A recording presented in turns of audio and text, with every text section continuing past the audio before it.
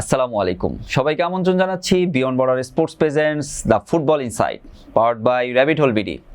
ফুটবলের একদম খুঁটিনাটি ইনসাইট নিয়ে কথা হবে, আর কথা বলার জন্য সব সময়ের মতো আমাদের সাথে আছেন আমাদের সবার প্রিয় জাহিদ হাসান এমিলি ভাই। ভাইয়া, welcome to our show. Thank you. অনেকদিন পর, মানে অনেক বড় একটা গ্যাপ হয়ে গেছে, এর মধ্যে আসলে এত এক্সাইটিং কিছু ম্যাচ ছিল। টুর্নামেন্টের মধ্যে বাংলাদেশের লিগ চলছে, চ্যাম্পিয়ন্স লিগেরও দারুণ কিছু খেলা হয়েছে। আসলে কোন জায়গা থেকে কথা বলা শুরু করবো, আপনি বলেন। না, বেসিক্যালি ব্যাপারটা হচ্ছে এখন কিন্তু সিজনের শেষের দিকে আর কি। হ্যাঁ, প্রত্যেকটা যদি দেশেরই লিগ দেখেন সব কিন্তু এখন শেষের দিকে চলে আসছে। স্পেসিফিকভাবে যদি প্রত্যেকটা ইংল্যান্ডের লিগ দেখেন, যদি স্পেনের লিগ দেখেন, বুন্দেস লিগা দেখেন, ইভেনচুয়ালি আমাদের বাংলাদেশ লিগও যদি দেখেন, সবার কিন্তু এখন 4-5 রাউন্ড করে খেলা বাকি। তো এই সময়টা আসলে খুবই ক্রুশিয়াল টাইম, এবং আমার কাছে মনে হয় যে এখন আসলে ইভেন আপনাদের চ্যাম্পিয়ন্স লিগের কথা বলছেন, চ্যাম্পিয়ন্স লিগও কিন্তু এখন সেমিফাইনাল লাইন আপ ঠিক হয়ে গিয়েছে। তো সেইখান থেকে সবাই কিন্তু আসলে এখন ফোকাস চ্যাম্পিয়নের জন্য আসলে কারা লড়বে। এবং অ্যাট দ্য সেম টাইম আর একটা জিনিস হয়তো আমরা ভুলে যাই, সেটা হলো রেলিগেশন। আপনি দেখবেন রেলিগেশন জোনগুলোও কিন্তু খুব ফাইট হচ্ছে, স্পেশালি যদি আপনি ইংলিশ প্রিমিয়ার লিগে দেখেন, টটেনহাম হটস্পারের মতো দল আসলে রেলিগেটেডের জায়গায় রয়ে গেছে। কিন্তু খুবই অবাক লাগছে যে ওদের মনে হয় পজিশন এখন 18। রাইট, ওইটাই বললাম, তাদের মাঝখানে কোচ ইগোরকে স্যাক করে দিয়ে আবার তারা নতুন কোচ নিয়েছে, তারপরে কিন্তু লাস্ট ম্যাচ 1 গোলে জিততেছিল, ড্র করেছে। তো সেই জায়গা থেকে আমি বলবো টটেনহাম হটস্পারের মতো দল রেলিগেটেড হয়ে যাবে, এটা তো আসলে চিন্তা করা যায় না। যারা কিনা একসময় আসলে এবার চ্যাম্পিয়ন্স লিগও খেলেছে, ইভেনচুয়ালি সবসময় চ্যাম্পিয়ন ফাইটের জন্য খেলে, 1 থেকে 4-এর ভিতরে থাকে। তো সেই দলটা এখন রেলিগেটেড একদম দ্বার প্রান্তে, এবং আমার মনে হয় যদি তারা একদম বেটার পারফরমেন্স না পারে, সেখানে কিন্তু আমার কাছে মনে হয় যে রেলিগেশন হওয়ার চান্স খুবই বেশি। তো সেই জায়গা থেকে কিন্তু সারা পৃথিবীর লিগগুলি এখন খুবই জমজমাট। হ্যাঁ, আমাদের এই যে বাংলাদেশ ফুটবল লিগের দিকেই যদি তাকাই, টপ 3 পজিশন কিন্তু মানে পুরাই ফাইট চলছে। বসুন্ধরা 28 পয়েন্টে আছে, কিন্তু তারপরেই 2 এবং 3 নম্বর পজিশন, যেখানে ফর্টিস 2 নম্বরে ছিল আগে, কিন্তু এখন 3 নম্বরে। আবহানী 25 পয়েন্ট, ফর্টিসও 25 পয়েন্ট। এখন এই আবহানীর সাথেই ফর্টিসের নেক্সট ম্যাচ 24 তারিখে। রাইট, সো হয়তো আমরা দেখতে পারবো যে সেকেন্ড পজিশনটা কেউ একজন ফিক্সড করে ফেলবে। ড্র হলে তো আবার সেম অবস্থায়।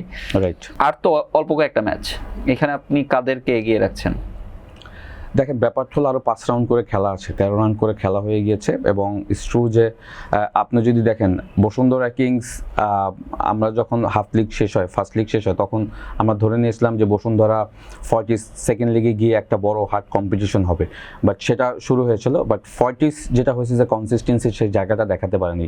বসুন্ধরা টপে আছে, বাট আপনি যদি পয়েন্ট টেবিলের ডিস্টেন্স দেখেন, মাত্র 3 পয়েন্টের, হ্যাঁ 3 পয়েন্টের ডিফারেন্স রয়েছে। এটা কিন্তু যে কোনো মোমেন্টে কিন্তু এটা কিন্তু চেঞ্জ হয়ে যেতে পারে। এক ম্যাচের ব্যাপার। নেক্সট রাউন্ডে আসলে বসুন্ধরা খেলবে ব্রাদার্সের সাথে, সেই ম্যাচটাই যদি তার অঘটন হয়, তখনই কিন্তু দেখবেন যে ফর্টিস এবং ঢাকা আবাহনীর যে ম্যাচটা আছে, ওখান থেকে যদি কেউ জিতে যায়, তখনই কিন্তু তারা আবার সমান হয়ে যাবে। সুতরাং এখন আসলে ইভেনচুয়ালি বসুন্ধরার আসলে টিমের ভিতরে যেভাবে স্ট্রাগল করছে, বিদেশি প্লেয়ারদের লাস্ট ম্যাচ দেখেন তারা রহমতগঞ্জে ফরেন প্লেয়ার ছাড়া খেলেছে, সব লোকাল প্লেয়ার দিয়ে ম্যাচ খেলেছে, এবং সেখানে 1 গোলে ড্র করেছে। ওই ম্যাচটা আমি দেখেছি, ওই ম্যাচটা কিন্তু রহমতগঞ্জের সাথে বসুন্ধরা হারতেও পারতো। হ্যাঁ, কারণ শেষ মুহূর্তে আমি দেখেছি যে ফ্রান্সিসের ওই গোলটা যদি হয়ে যেত একদম শেষ মুহূর্তে, তখন কিন্তু আপনার রহমতগঞ্জ ম্যাচটা জিততে পারতো। তো সেইখান থেকে আমি বলবো যে বসুন্ধরা আসলে এই মুহূর্তে নেক্সট যে রাউন্ড আছে সেইখানে হয়তো সেই রিস্ক নেবে না, ফরেন প্লেয়ারদের তারা হয়তো ইনক্লুড করবে, এবং তারা আবার তাদের নতুন করে আসলে শুরু করাটা উচিত। ব্রাদার্সের সাথে তো একটু ভালোই চ্যালেঞ্জ হবে। সো ফরেন প্লেয়ারদের কি আপনার মনে হয় যে এই আন্দোলন শেষের মধ্যে নিয়ে আসতে পারবে? দেখেন, বসুন্ধরা তো আসলে আমাদের এইখানে যতগুলি ক্লাব আছে, আমরা সবসময় বলি যে বসুন্ধরা দ্যাট ক্লাব যে সব থেকে প্রফেশনাল সিস্টেমটা তারা দেখিয়েছে। বাট লাস্ট 1 বছর বা 1.5 বছর যদি দেখেন, এই পেমেন্ট ইস্যুতে আসলে অনেক প্লেয়ারের কমপ্লেন, ফরেন প্লেয়ারদের স্যালারি সবকিছু মিলেই কিন্তু দলের ভিতরে একটা ব্যাড ইম্প্যাক্ট পড়েছে। সেটা রেজাল্টও কিন্তু গত বছরও দেখেন তারা কিন্তু লিগ চ্যাম্পিয়ন হতে পারেনি, মোহামেডান চ্যাম্পিয়ন হয়েছে, বিকজ এইসব ঝামেলাগুলি ছিল। তারেক কাজী, তারপরে আপনার আর আমাদের কিউবা মিচেলেরা কিন্তু দল ছেড়ে চলে গিয়েছে, এবং ফরেন প্লেয়ারদেরও কমপ্লেন ছিল। তো এটা কিন্তু লিগের মাঝখানে এসে লাস্ট রাউন্ডেও আমরা যেটা দেখলাম যে ফরেন প্লেয়াররা তারা আসলে খেলেনি ম্যাচটা, এবং সেটার ইম্প্যাক্ট কিন্তু অন দ্য ফিল্ড মাঠেও পড়েছে। তারা ম্যাচটা ড্র করেছে, খুব ইম্পর্টেন্ট ম্যাচ ছিল। তারা যদি ওই ম্যাচটা জিততো, তারা কিন্তু এখন 5 পয়েন্ট বা 6 পয়েন্ট ডিফারেন্স চলে যেত। তো সেই জায়গা থেকে আমি মনে করি যে নেক্সট রাউন্ডে হয়তো তারা এই ভুলটা করবেন। এবং সব থেকে বড় ইন্টারেস্টিং ব্যাপার হলো ঢাকা আবাহনী যেভাবে কনসিস্টেন্সি দেখাচ্ছে, ঢাকা আবাহনী পারফরমেন্স, যারা মোহামেডানকে হারিয়েছে, তারা লাস্ট ম্যাচ জিতেছে, সব কিছু মিলিয়ে কিন্তু ঢাকা আবাহনী বেশ ভালো একটা ছন্দে রয়েছে। এবং তারা সব থেকে বড় ব্যাপার হলো তারা এখন আপনি যা সবসময় একটা জিনিস দেখবেন, যারা পিছনে থাকে তাদের সামনের দিকে যাওয়ার সম্ভাবনা বেশি থাকে, হ্যাঁ, আর যারা সামনে থাকে তাদের পিছনে যাওয়ার চান্স বেশি থাকে, যেটা এখন দেখছি। আমরা শুরুর দিকে যে লিগের শুরুর দিকে যখন ডিসকাশন করছিলাম, আবাহনী মোহামেডান নিয়ে আমাদের কিন্তু একটা হতাশা ছিল, তারা পয়েন্ট টেবিলে এত নিচে কেন। সেই আবাহনী এখন 2 নম্বরে অবস্থান করছে। সো আবাহনী ফর্টিসের ম্যাচটা আসলে আপনার কি মনে হয়, কিরকম একটা রেজাল্ট আমরা দেখতে পাবো? সত্যি কথা বলতে এই ম্যাচটার উপর অনেক কিছু ডিপেন্ড করে, হ্যাঁ, এই ম্যাচটার উপর ডিপেন্ড করে এই কারণ ফর্টিস লাস্ট দেখবেন যে ফেডারেশন কাপে পুলিশের কাছে হেরেছে, আবার লিগের ম্যাচ আবার আপনার দেখবেন যে তারা পুলিশের কাছে একটা ড্র করেছে। তো সুতরাং আমি বলবো যে পুলিশ দুর্দান্ত করেছে দেখে কিন্তু ফর্টিসের সেই পারফর্ম করতে পারেনি। এই ম্যাচটা আসলে কিন্তু খুব ইম্পর্টেন্ট, ঢাকা আবাহনী এবং ফর্টিসের ম্যাচটা। যদি এখানে স্ট্রেট আপনার ঢাকা আবাহনী জিতে যায়, 3 পয়েন্ট পায়, তখন কিন্তু বসুন্ধরার জন্য বিশাল একটা প্রেশার হবে, হ্যাঁ। তো সেইখান থেকে ঢাকা আবাহনী তো অবশ্যই জিততে চায়, এবং ঢাকা আবাহনীর স্পেশালি যদি আপনি প্লেয়ারদের পারফরমেন্স দেখেন, তাদের প্লেয়াররা খুব বেশ ভালো পারফর্ম করছে। মিরাজুল ঢাকা মোহামেডানের সাথে গোল করে ম্যাচ উইনিং গোল করে ম্যাচকে জিতিয়েছে, সোলেমান দিয়াবাতে লাস্ট ম্যাচে গোল করেছে, সুতরাং তারা কিন্তু বেশ ভালো ফর্ম দেখাচ্ছে। সুতরাং ঢাকা আবাহনী আমার কাছে মনে হয়েছে যে তারা আসলে চ্যাম্পিয়ন হওয়ার জন্য যে কাজগুলি করা দরকার সেগুলি কিন্তু ম্যাচে সেগুলি করে দেখাচ্ছে। সুতরাং এই ম্যাচটা কিন্তু আমি মনে করবো যে লিগ টাইটেল ডিসাইডিং ম্যাচ একটা হওয়ার সম্ভাবনা রয়েছে, এই কারণ এখানে এই 3 পয়েন্ট খুব ইম্পর্টেন্ট, যারা পাবে তারা কিন্তু অনেক দূর চলে যাবে। প্রেডিকশন কি ভাই আপনার এই ম্যাচে? আমার মনে হয় ঢাকা আবাহনীর পক্ষে যাবে, কারণ ফর্টিস ফার্স্ট লিগে যেভাবে কনসিস্টেন্সি দেখাচ্ছে, সেকেন্ড লিগ শুরু হওয়ার পরে কিন্তু আসলে ওই পারফরমেন্সটা নাই আমার কাছে মনে হয়েছে, এবং তারা বেশ কিছু ম্যাচ ক্লোজ ম্যাচ হেরেছে এবং ড্র করেছে, সেইখান থেকে ঢাকা আবাহনী বেশ ভালো করছে। আমার মনে হয় ঢাকা আবাহনীর জয়ের চান্সটা বেশি থাকবে, চ্যাম্পিয়ন হওয়ার সুযোগ আছে তাদের জন্য। অবশ্যই এইখানে এখন আসলে বসুন্ধরা কিংস যেটা হলো যে বসুন্ধরা কিংস যদি তারা তাদের নেক্সট ম্যাচটা যদি ড্র করে বা যদি হেরে যায়, তখন কিন্তু বসুন্ধরা কিংস আসলে ঢাকা আবাহনী যেভাবে পিছন থেকে আসছে, ঢাকা আবাহনী আমার কাছে মনে হয় যে তারা এই সময়টাতে তারা আর আমার মনে হয় না যে পয়েন্ট হারানোর জন্য খেলবে। ভাই আমরা যদি একটু ইংলিশ প্রিমিয়ার লিগের দিকে তাকাই, দারুণ একটা ম্যাচ দেখলাম, আর্সেনাল আর ম্যান সিটি। সো শুরুর দিকে আপনি বলছিলেন যে আর্সেনাল হচ্ছে এমন একটা টিম, তারা এখন জিতবে, শেষের দিকে গিয়ে হাল ছেড়ে দিবে। সো ওইটাই তো দেখছি। দেখেন, আমি আসলে আর্সেনালের ফ্যান না, তারপরে মনে প্রাণে আমি কিন্তু আপনার এই শোতে অনেকবার বলেছি যে আর্সেনাল আসলে যেভাবে আসলে তারা লিগে এবং চ্যাম্পিয়ন্স লিগে পারফর্ম করছে, তারা যে কোনো একটা শিরোপা পাক, হ্যাঁ। কারণ এই কারণে বলেছিলাম, কারণ তাদের কোচ মিকেল আর্টেটা আমার কাছে মনে হয়েছে যে তার একটা শিরোপা পাওয়া খুব জরুরি। তো সেই জায়গা থেকে আসলে আমি চেয়েছিলাম, বাট সেইটা তো আসলে এখন যেভাবে তারা পারফর্ম করছে, ইভেনচুয়ালি যদি চ্যাম্পিয়ন্স লিগও দেখেন, তারা আসলে স্পোর্টিং লিসবনের সাথে তারা ঘরের মাঠে আসলে যেভাবে ম্যাচটা খেলেছে তাদের, এবং লাস্ট ম্যাচ ম্যানচেস্টার সিটির সাথে তারা যেভাবে হেরেছে, এই পারফরমেন্স আসলে আমাকে আস্তে আস্তে হতাশ করছে, যে সত্যি কথা। এবং তারা চ্যাম্পিয়ন্স লিগ অ্যাথলেটিকো মাদ্রিদের সাথে খেলবে, এবং আমার কাছে মনে হয় যে এখন সিটি যেভাবে আসলে তাকে প্রেশার ক্রিয়েট করছে, হ্যাঁ, তো আপনার ঘাড়ে যখন প্রেশার থাকবে তখন কিন্তু আপনার পারফর্ম করা ডিফিকাল্ট হয়ে যাবে, সত্যি কথা। সিটির কনফিডেন্স লেভেলও কিন্তু এখন একদম হাই, মানে 3 পয়েন্টের গ্যাপ। দেখেন, সিটির অ্যাডভান্টেজটা হলো সিটি চ্যাম্পিয়ন্স লিগ থেকে আউট, সিটির এখন একটাই টার্গেট, কোনো টেনশন নাই, এক জায়গায় ফোকাস, এক জায়গায় ফোকাস। আর্সেনালের কিন্তু এখন চ্যাম্পিয়ন্স লিগ ম্যাচ হয়েছে, এই মাসেই কিন্তু আবার 28-29 তারিখে তাদের চ্যাম্পিয়ন্স লিগে ম্যাচ আছে, হাই ইন্টেন্সিটি ম্যাচ খেলবে তারা অ্যাথলেটিকো মাদ্রিদের সাথে। সুতরাং মেইন প্রেশারটা কিন্তু আসলে আর্সেনালের। তো সেই জায়গা থেকে কিন্তু সিটি আমার কাছে মনে, এবং সিটির কোচ কিন্তু Pep Guardiola last match performance আপনার প্রেস কনফারেন্সে সে বলেছে যে আমি চাই মিকেল আর্টেটা নেক্সট যে 5টা ম্যাচে সবগুলি হারলে আমার জন্য চ্যাম্পিয়ন হওয়াটা সুযোগ হবে, মানে সহজ হবে। তো সেইখান থেকে আমি বলবো যে আর্সেনালের উপর অনেক প্রেশার রয়েছে, এবং আর্সেনালের প্রেশার মোমেন্ট আসলে হ্যান্ডেল করতে পারে। আর্সেনালের ফ্যানদের একটা কথা যে আর্সেনাল ছাড়া সবাই চায় আর্সেনাল কাপ জিতুক। না, এটা তো অবশ্যই, এবং আমি আপনাকে বলেছিলাম যে আর্সেনাল একটা ট্রফি পাক, কারণ যেভাবে আসলে সিজনের শুরু থেকে, এবং আপনি যদি দেখেন চ্যাম্পিয়ন্স লিগের যদি রাউন্ড অফ 16 যখন এসে সব থেকে বেশি পয়েন্ট নিয়ে কিন্তু আর্সেনাল প্রথমে কোয়ালিফাই করেছে। তো সেইখান থেকে এখন আর্সেনাল কিন্তু চ্যাম্পিয়ন্স লিগেও অ্যাথলেটিকো মাদ্রিদের সাথে জিততে পারবে কিনা সেইটা আমরা আমাদের কনফিউশন তৈরি হচ্ছে। অ্যাট দ্য সেম টাইম আপনি যদি দেখেন এখন লিগের ম্যাচে লাস্ট ম্যাচে আসলে 1-1 ড্রর পরে আসলে লাস্ট মোমেন্টে গোল খেয়ে হার্লিং হ্যালান্ডের গোল করার পরে 2-1 ম্যাচটা হেরে যায়, এবং সেখান থেকে আসলে তারা তারা এই প্রেসার মোমেন্টে প্রত্যেকটা সিজনে গিয়ে কিন্তু এই যে 30 রাউন্ডের পরে গিয়ে তারা আসলে তাদের পারফরমেন্সে যেভাবে সাফেল করে সেইটাই আসলে বড় কনসার্নের জায়গা। তো সেখান থেকে আমি বলবো যে আর্সেনাল জন্য খুবই ডিফিকাল্ট, যে সত্যি কথা। প্রথম গোলটাও কিন্তু গোলকিপারের ভুলের কারণে একটা সুযোগ ক্রিয়েট করে গোলটা দিয়েছে, ওইটাও তো আসলে এটা কিন্তু আসলে যদি গোল প্রথম যদি দুইটা গোলই দেখেন, দুইটা গোল আসলে দুইটা গোলকিপার, দুইটা গোলকিপারের জন্য কিন্তু হয়েছে। ডোনারুমার আসলে ওই সময় ওইটা বা কিভাবে আসলে সে মিস্টেক করেছে এটা আসলে ওই পর্যায় থেকে আসলে এটা ম্যাচে এটা অনেক কিছু হয়ে যায়। তারপর আমি ওইটা কিন্তু সেকেন্ড হাফে সে যেভাবে রিকভার করেছে দারুণ, 1/1 আপনি অবশ্যই খেলা দেখেন, 1/1 যেটা আসলে ডোনারুমা সেভ করেছে দুর্দান্ত আমি বলবো। সো চ্যাম্পিয়ন হতে গেলে এইসব লাকগুলো কিন্তু আপনার সাথে থাকতে হয়, এবং আমার মনে হয় যে ম্যানচেস্টার সিটি এখন পুরোটাই কনসার্ন কিন্তু তাদের লিগ ম্যাচগুলি, এবং সত্যি কথা বলতে তারা কিন্তু রেস্ট নিয়ে খেলতে পারবে, বাট আর্সেনালে কিন্তু সেই সুযোগ নেই। আর্সেনালে কিন্তু এখন অনেক টাফ ম্যাচ আছে, অ্যাট দ্য সেম টাইম তাদের চ্যাম্পিয়ন্স লিগের দিকেও কিন্তু তাদের কনসার্ন থাকতে হবে। দুইটার দিকে ফোকাস দিতে গিয়ে আমার কাছে মনে হয় আর্সেনালের উপর একটা বড় ম্যান সিটি মনে হয় এফএ কাপের সেমিফাইনাল খেলতে হবে, ম্যানচেস্টার সিটি এফএ কাপ খেলবে বা যাই খেলে ম্যানচেস্টার সিটির মেইন ফোকাস কিন্তু লিগ টাইটেল জিতলে কিন্তু তারা আপনার এফএ কাপ জিতলো না, চ্যাম্পিয়ন্স লিগে বাদ হয়ে গেল, এইগুলি কিন্তু এক পাশে থেকে কিন্তু মেইন ফোকাসটা থাকবে তাদের লিগ চ্যাম্পিয়নের দিকে। আর আর্সেনালের হল আর্সেনাল কিন্তু চ্যাম্পিয়ন্স লিগও কিন্তু খুব ইম্পর্টেন্ট, বরং লিগের থেকে তাদের মনোযোগ কিন্তু চ্যাম্পিয়ন্স লিগ দিকে বেশি। তো সেই দুইটার দিকে ফোকাস দিতে গিয়ে আমার কাছে মনে হয় যে আর্সেনাল যে এই বিগত দিনও যদি আগের 3-4 বছরের যদি আপনি তাদের পারফরমেন্স দেখেন, এই সেম প্যাটার্নে খেলতে গিয়ে সেম সব দিকে ফোকাস দিতে গিয়ে কিন্তু আসলে তারা এন্ড অফ দ্য সিজন একটা শিরোপাও পায়নি। সেই বছর আমি সেম থিং দেখতে পাচ্ছি, বাট আই হোপ আর্সেনাল আসলে এখান থেকে যে কোনো একটা শিরোপা তারা পাক, আমি এটা চাই। ম্যান সিটির সামনে আসলে যদি কঠিন প্রতিপক্ষ বলেই অ্যাস্টন ভিলাই আছে, ওইটাও হয়তো খুবই ইজি হবে তাদের জন্য। দেখেন পেপ গার্দিওলা যেটা বলেছে যে তাদের মেইন ম্যাচ হলো নেক্সট ম্যাচ বার্নলির সাথে যেটা হবে, বার্নলির সাথে তারা যদি যেতে তারা কিন্তু দেখবেন যে 70 পয়েন্ট পেয়ে কিন্তু 33 রাউন্ড করে কিন্তু আর্সেনালের সাথে কিন্তু তারা একদম সমমানে চলে যাবে, মানে সেম পয়েন্ট হবে, তখন কিন্তু আসলে তার জন্য খেলাটা আরো ইজি হবে। সুতরাং সে বলেছে যে আমার next match is very very important, final match হিসেবে সেটাকে কাউন্ট করছে। সো পেপ গার্দিওলার মতো কোচ যখন আসলে একটা দলে থাকে তখন আসলে এই চ্যাম্পিয়ন বলেন, তারপরে প্লেয়ারদের মাঠের পারফরমেন্স বলেন, সেইটা কিন্তু আসলে সহজ হয়ে যায়, এবং তার মেইন ম্যাচটা কিন্তু সে আসলে আর্সেনালের সাথে খেলে ফেলেছে, যেটা খুব ইম্পর্টেন্ট ছিল। এই ম্যাচটা যদি ড্র হতো তখনও কিন্তু আর্সেনাল 2 পয়েন্ট উপরে থাকতো, তো সেটা তো সে জিতে ফেলেছে। সুতরাং তার এখন কিন্তু মেইন ম্যাচ হলো বার্নলির সাথে 23 এপ্রিল যে ম্যাচটা খেলবে ওইটা খুব ইম্পর্টেন্ট, এবং ওইটা জিতলে আমার কাছে মনে হয় যে আর্সেনালের জন্য আরো প্রেশার বেড়ে যাবে। আর্সেনাল, যেহেতু আর্সেনাল নিয়ে কথা বলছি, একটু চ্যাম্পিয়ন্স লিগে আসি।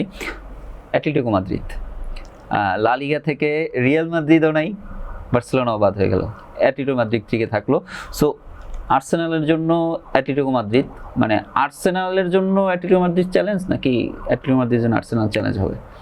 দেখেন এইখানে কোচ একটা বড় ফ্যাক্ট, আর যেহেতু খেলাটা চ্যাম্পিয়ন্স লিগের জন্য, আমরা যদি দিয়াগো সিমিওনির কথা একটু ভাবি, হ্যাঁ, দিয়াগো সিমিওনি যখন চ্যাম্পিয়ন্স লিগে নকআউট স্টেজ আছে তখন কিন্তু আসলে সে তার পুরো টিমটার চেহারা চেঞ্জ হয়ে যায়। এবং আপনি যদি বার্সেলোনার সাথে তার হোম অ্যান্ড অ্যাওয়ে ম্যাচের খেলার সিস্টেমটা দেখেন, স্পেশালি আপনার যদি মনে থাকে ফার্স্ট লিগে সেটা যে সে বার্সেলোনা মাঠে গিয়ে যে ম্যাচটা খেলেছিল, হ্যাঁ, আপনার যদি মনে থাকে দেখেন সে যেটা করেছে, টেকটিক্যাল জায়গাগুলি সে এত সুন্দর অ্যাভেল করেছে।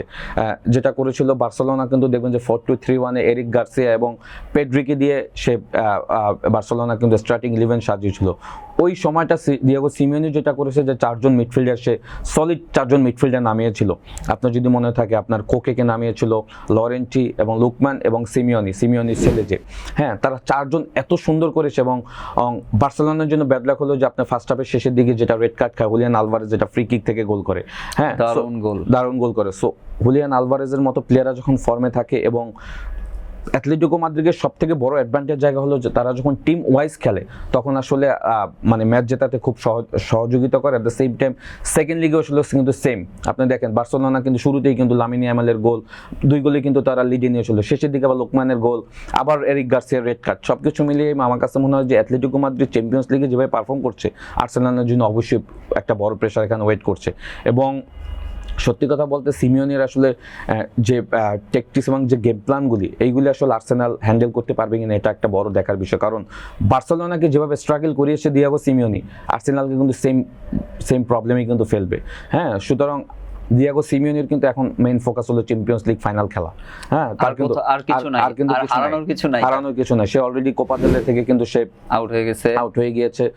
এট দ্য সেম টাইম এখন কিন্তু সে লিগও চ্যাম্পিয়ন হওয়ার কিন্তু সুযোগ নেই, বিকজ বার্সেলোনা এখন অনেক উপরে চলে গিয়েছে, 9 পয়েন্ট ডিফারেন্স রিয়াল মাদ্রিদের সাথে।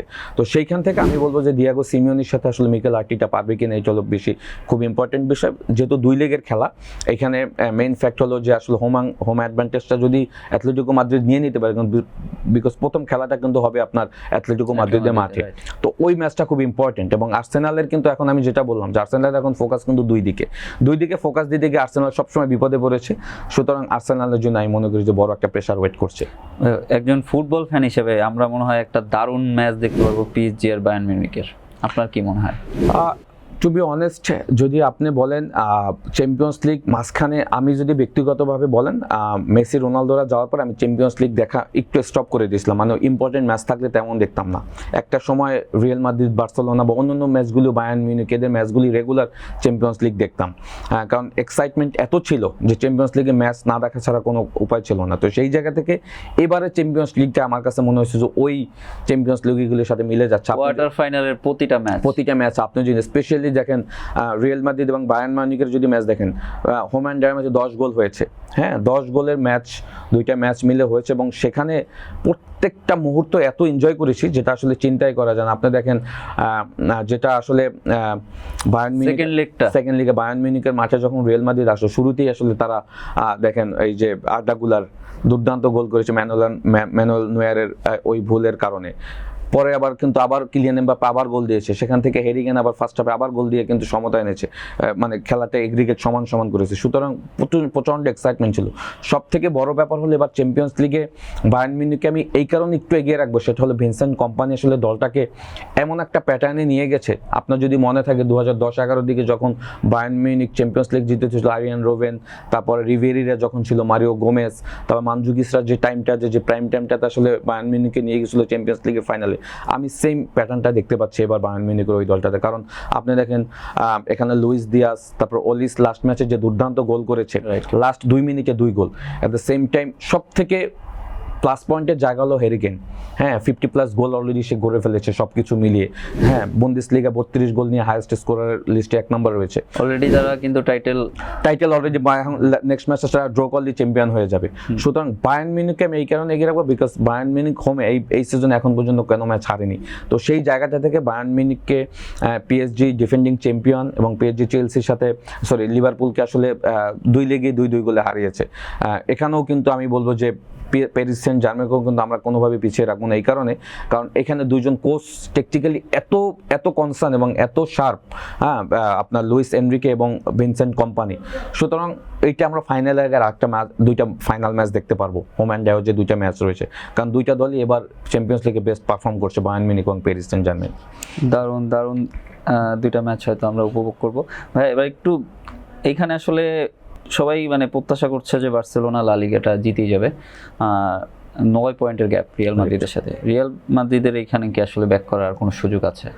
31টা করে ম্যাচ অলরেডি খেলে ফেলেছে বার্সেলোনা এই মুহূর্তে। আসলে এই জায়গাটা আসলে কোনোভাবেই লস করার কোনো ওয়ে নাই, কারণ বার্সেলোনা অলরেডি চ্যাম্পিয়ন্স লিগ থেকে তারা বিদায় নিয়েছে, তারা কোপা দেল রেও তো শেষ। তো তাদের সামনে কিন্তু এখন শুধু লা লিগাই রয়েছে। সো বার্সেলোনা 9 পয়েন্ট ডিফারেন্স, এটা যদি তারা এখান থেকে রিয়াল মাদ্রিদ তাদেরকে টপকে যায়, এটা ব্যাড লাক ছাড়া কিছুই বলবো না। এবং আমি বলবো হ্যান্সি ফ্লিকের জন্য এটা বলবো সব থেকে বড় বাজে একটা সিজন যাবে। তো সেইখান থেকে 9 পয়েন্ট একটা দল যখন ডিফারেন্স থাকবে তখন আসলে, এবং যেহেতু এটা লা লিগা, তো সেখান থেকে আমার মনে হয় যে বার্সেলোনা চ্যাম্পিয়ন হওয়াটা আমি এখন সময়ের ব্যাপার দেখছি। কারণ লা লিগাতে যেটা হয় যে বার্সেলোনা আসলে লাস্ট সব ম্যাচই কিন্তু তারা প্রত্যেকটা ম্যাচ জিতেছে, সবগুলি জিতেছে। সুতরাং কনসিস্টেন্সি বেশ ভালো থাকে। সব থেকে তাদের ব্যাড পয়েন্ট হলো তাদের মেইন প্লেয়ার যে রাফিনহা, ওর ইনজুরিটা কিন্তু চ্যাম্পিয়ন্স লিগও আপনি দেখবেন ভুগিয়েছে। রাফিনহা থাকলে কিন্তু আমি মনে হয় অ্যাটলেটিকো মাদ্রিদের সাথে আসলে এটা নাও হতে পারতো। সো ওই জায়গাটা আসলে আমার কাছে মনে হয় রাফিনহা হয়তো নেক্সট ম্যাচ স্টার্ট করবে, বা তার ইনজুরি রিকভারি হয়েছে। সুতরাং রাফিনহার খেলাটা খুব ইম্পর্টেন্ট, এবং এই মুহূর্তে রিয়াল মাদ্রিদকে আসলে আমি দেখছি রিয়াল মাদ্রিদের ফ্যানদের জন্য একটু এই সিজনটা খুবই মানে একদম কোনো ধরনের কোনো টাইটেলই তারা পাচ্ছে না।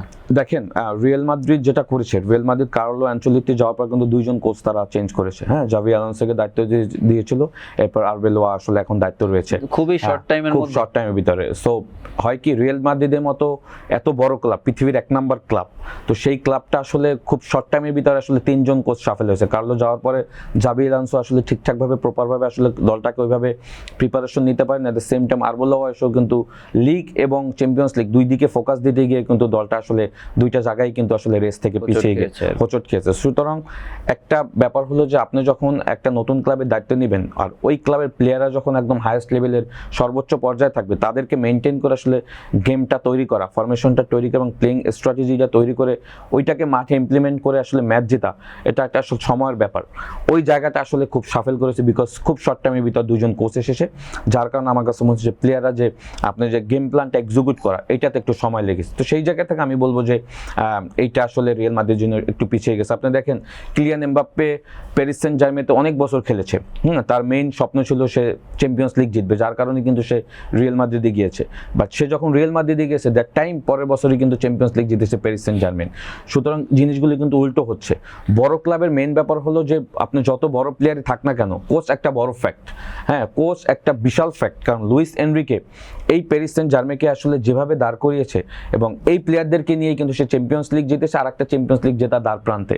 হ্যাঁ, আমি যদি ভুল না করে থাকি, প্যারিস সেন্ট জার্মেইন এবারও যদি চ্যাম্পিয়ন্স লিগ জিতে, সেটা কিন্তু অঘটন হবে না, কারণ তাদের মিডফিল্ডে ভিদিনার মতো প্লেয়াররা যেভাবে পারফরমেন্স করছে, ওসমান ডেবেলে যেভাবে আসলে চেষ্টা করছে, ওই জায়গাটা কিন্তু আমি মনে করি যে খুবই দুর্দান্ত। তো সেই জায়গা থেকে রিয়াল মাদ্রিদের জন্য আপনি যেটা বলেছেন যে খুবই খারাপ এবং ব্যাড লাক, কারণ Vinicius Junior, Kylian Mbappe, Rodrygo injury রয়েছে, তাদের মতো প্লেয়াররা থাকা অবস্থায় কিন্তু সোশ্যাল মিডিয়ায় আসলে সবাই মজা করে বলছে আর কি যে অবাগা যেখানে যায় সাগর শুকিয়ে যায়, এমবাপ্পের অবস্থা হচ্ছে এমন। আমি তো আমার ওইখান থেকে এখানে আসলে এখন ওরা চ্যাম্পিয়ন্স লিগ জিতছে, এখানে আর জিততে পারছে না।